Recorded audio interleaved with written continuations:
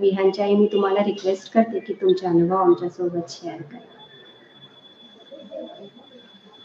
हाय, मी रिंकू घरत, विहानची mummy. Pune level first पासून विहान ह्या क्लासला जॉईन केलं. आज जवळजवळ 1 इयर्स होईल कम्प्लीट की विहान क्लास जॉईन करतो.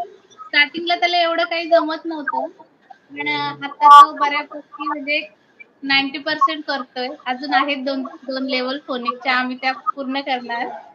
आणि स्कूल मधून पण खूप चांगला रिस्पॉन्स येतोय की तो स्वतः रीडिंग सेक्शन असेल किंवा टीचर कधी रीडिंग घेत असेल, त्याचा पहिला हात वर असतो की टीचर मी करणार म्हणून.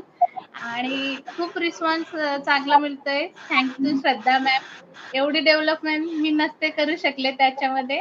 आज त्यांच्या मुले छोट्या टेक्निक असतात, वर्ड यूज प्रोनाउन्सिएशन असेल काय असेल, ते त्याला त्यांच्याकडून मिळाल्या.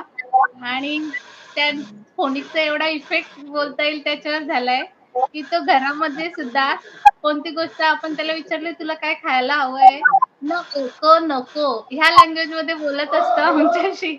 मला जे व्हायला दे, दे असं तो त्या प्रोनाउन्सिएशन मध्ये बोलत असतो. आणि खूप चांगला आहे फोनिक क्लास. ज्याला जमेल त्यांनी जास्तीत जास्त जॉईन करा.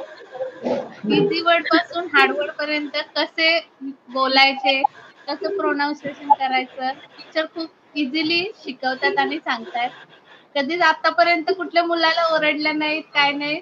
खूप व्यवस्थित समजावून सांगतायत. एवढं पॅरेंट्स लोकांशी नाही होत खरं म्हणजे, जेवढा टीचर ह्या व्यवस्थित समजावून सांगतायत. थँक्यू.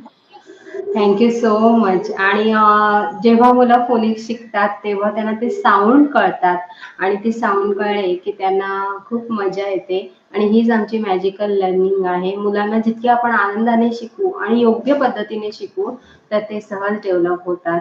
आणि खरंच मनापासून खूप आभार विहानच्या आईचे, कारण की जरी क्लास मी घेत असली रेग्युलरली त्या सोबत बसतात ॲज अ स्टुडंट. आणि जी प्रत्येक गोष्ट मी सांगते त्या सगळ्या त्या करतात आणि विहानकडून करून घेतात, कारण की मुलं खूप लहान आहेत. अगदी 6-7 वर्षाची मुलं, त्यांना आपली मदत खूप लागते. तर त्या प्रत्येक वेळी जिथे जिथे गरज लागेल तिथे ती मदत करत असतात. So thanks. आणि अशीच आपण अजून प्रगती करत राहू, त्याच्या पूर्ण लेवल्स होतील. I know, I am sure he will be more confident. तो अजून कॉन्फिडंट होईल आणि अजून त्याच्यामध्ये आवड निर्माण होईल आणि पुढची जी त्याची एज्युकेशनल जर्नी आहे ती नक्कीच हॅपी आणि इझी होईल.